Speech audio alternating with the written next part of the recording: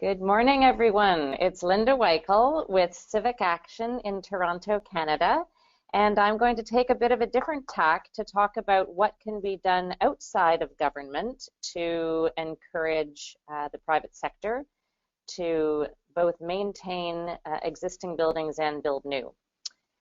So I'm going to tell you about the Civic Action Race to Reduce, which was a multiple award-winning voluntary Smart Energy Office Challenge that Civic Action created and led from 2011 to 2014. Civic Action's a not-for-profit organization that tackles different issues, economic, social, and environmental, facing the Greater Toronto and Hamilton area, which is Canada's largest urban region. And we do that by tapping into the entrepreneurial spirit of leaders from all sectors, government, private sector, labor, community, academia, to identify what are the issues that we should all be paying attention to, and then coming up with innovative solutions to drive action to improve prosperity for everyone. When we were looking at the state of the environment back in 2008, we identified a number of drivers of our environmental state and performance and noted the extensive contribution of commercial office buildings to the carbon emissions present in the Toronto area. And we actually measured at the time that the Toronto office building stock accounted for close to 20% of the carbon emissions in the Greater Toronto area. And that was based on the existence of about 1,750 office buildings, which represented 165 million square feet of space. And at that time, these buildings, these existing buildings, accounted for about 37% of the electricity use and 17% of the natural gas.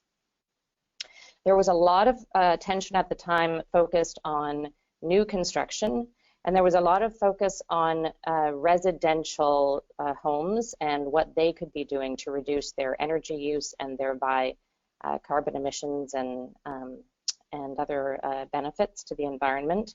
But there wasn't a lot of attention being paid to the office sector, despite the fact that they were contributing a significant amount to the carbon emissions. So we saw this as an opportunity at Civic Action. It was also the case that there were a lot of measures that could be taken in office buildings, but not a lot was being done. And so we brought together what is the Civic Action model of those who have a vested interest in this issue, who need to be present to inform the conversation of what do we do about this situation. And so we brought together the major landlords, the building owners, tenants in the office space, service providers, utilities, and government to figure out how these buildings could work together and reduce energy use. We identified a number of barriers. Landlords and tenants weren't really talking to each other outside of lease negotiations. There was a lack of standardized way to measure the energy use of buildings. And there was a split incentive where if a landlord made the investments and made improvements to increase energy efficiency, often that resulted in a reduction in operating expenses, and thereby the tenant wouldn't have to spend as much. So there was a bit of a barrier there to encourage the landlords to be in making the investments that the tenants would then be reaping.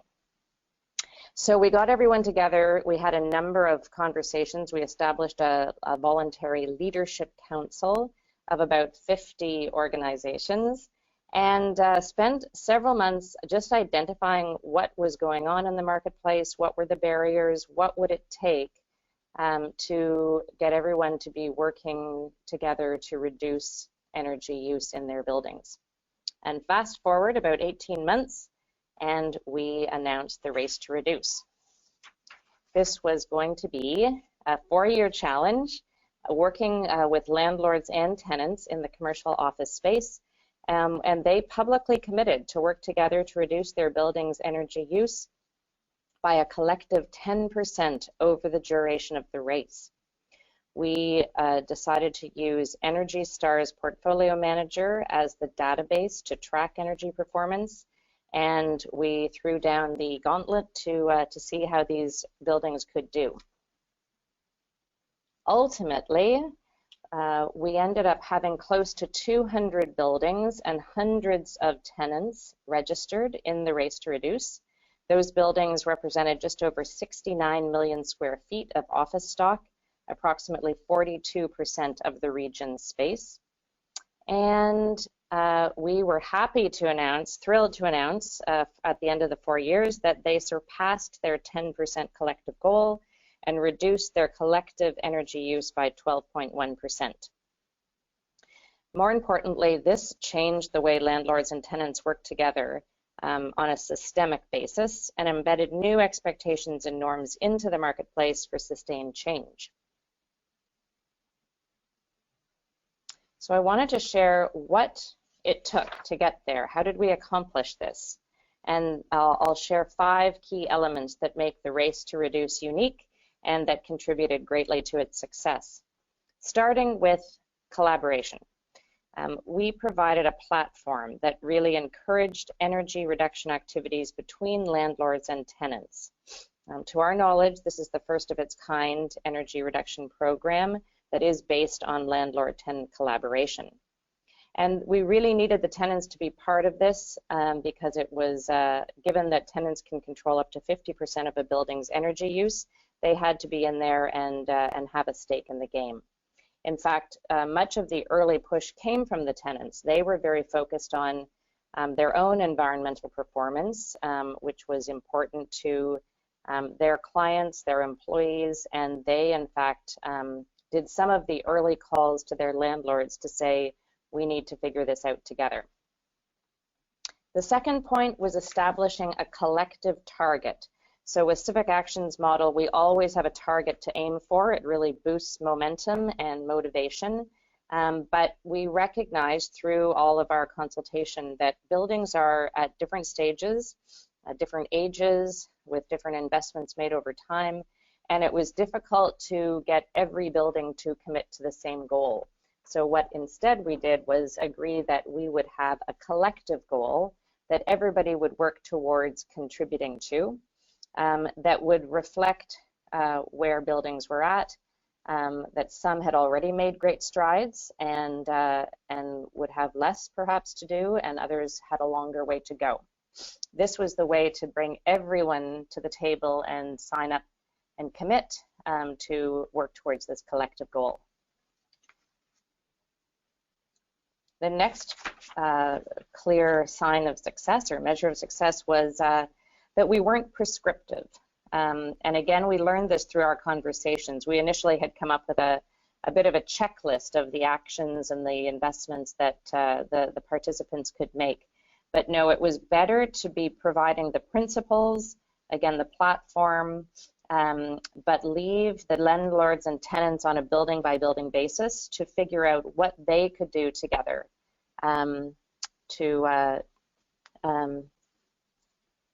can everyone hear me okay? Yes, absolutely, Linda. Okay, thank you. I just got a flash on my screen. So that everyone could figure out together what they could do in their own building. Some set building targets, others simply identified the actions that they could take together and carried on with it. The fourth point was that although we weren't prescriptive in telling them exactly what they should do, we certainly provided them with a host of resources to support their energy reduction efforts, such as case studies, toolkits, certainly the business case for making these investments, and access to utility representatives. And that was a very big part of it. We worked with the electricity and gas utilities who saw that this aligned well with their demand management and save on energy programs, and were very collaborative in reaching out and actually proactively offering their services and their incentive programs to our participants. And fifth, we had awards. And again, this is a key part of the Civic Action model generally in whatever we do. But we understand that people are highly motivated to be celebrated as leaders. It taps into the competitive spirit of the commercial office sector.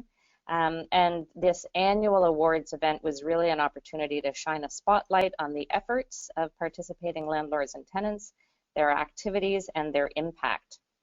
It helped to continuously reset the benchmarks for the industry to aspire to, and really showed what's possible and celebrated that achievement. I remember the first year when we announced the energy reduction scores and the degree to which a building could reduce its energy and continue to perform and keep everyone happy. And there was a collective gasp in the room as to the fact that this could be accomplished. This is an example, a couple of examples of our various awards events over the course of the race with our chair and CEO and many of the award winners. But it really turned into an event that everyone looked forward to and enjoyed the fetting and the celebration, and again showing what's possible, stoking that competitive spirit for the contenders to be working towards. So to wrap up, in terms of the keys that made this voluntary initiative so successful, number one, bring the right people to the table and secure their support early on. We had to have the people who had the power and influence to give the authority for buildings to participate in this, to align their time and resources to make this happen. So again, we had created our leadership council of senior executives who were key decision makers in their organizations.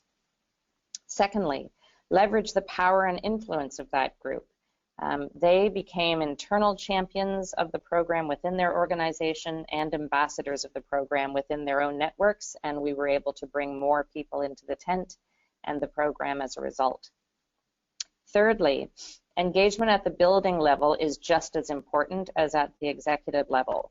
It's one thing to get the buy-in of the senior executives, but we really needed to dig deep and make sure that the communication and the resources were being available to the building manager level to make sure things were actually going to be happening on the ground. And fourthly, we wanted to make sure and did develop an ongoing engagement strategy that involves direct communication at the building level. People are busy, they've got lots of different priorities. We needed to create a sustained presence and a profile. And again, this annual awards event was a way to anchor their attention and get people to focus on what they needed to do by the time that data was required to be submitted and then ultimately celebrated. This is a great example. Two tenant representatives from Steichman Law Firm in Toronto with the representative from Great West Life Realty Advisors at the time, holding the race baton. And this really captures the essence of the key to the race to reduce. It really changed the expectations and the behaviors by both landlords and tenants and transformed business as usual. We were pleased that we put out a survey to the participants along the way, and more than a majority indicated that the race was responsible for actions or collaborations that otherwise would not have happened. Finally, again, Civic Action does not do anything in isolation, and what we do is aim to incubate and demonstrate actions that can be taken that are ultimately embedded and sustained over time. We also recognize that in the space of the usual length of a project, we may not get all of our work done, but that others could carry on, which we could then free up our time to focus on new issues. So we're pleased that there is a fantastic legacy to the race. In Manitoba, which is another province in Canada, they have just launched a race to reduce in Winnipeg, in the city of Winnipeg, by the utility Manitoba Hydro in January of this year. BOMA, the Building Owners and Managers Association of Toronto, is launching a Race 2.0 this June for landlords. And again, I understand they'll be continuing to engage the large Class A office buildings, but also zeroing in on the smaller Class B buildings to get more of them focused and engaged in this process. We were fortunate to be recognized for our efforts and our impact locally, nationally, and internationally. And I will also say that we served to smooth the way to an Ontario benchmarking mandatory reporting regulation that is now coming into effect for large private sector buildings to report water and energy on an annual basis. And that really was much less of a traumatic event and more of a smooth, collaborative experience to figure it out, the government and the industry, because of the work that we and others had done in establishing that precedent and that behavior of annually reporting and figuring out the systems and processes that needed to be done to facilitate that. We're also thrilled that a number of the national landlords that we worked with ultimately embedded the target into their portfolios and established a 10% reduction target year over year over the course of the race for their entire portfolio across Canada. So that is the end of my presentation. I'm thrilled to share it with you and demonstrate what can happen on a voluntary basis that is informed by, created by, and driven by the industry itself.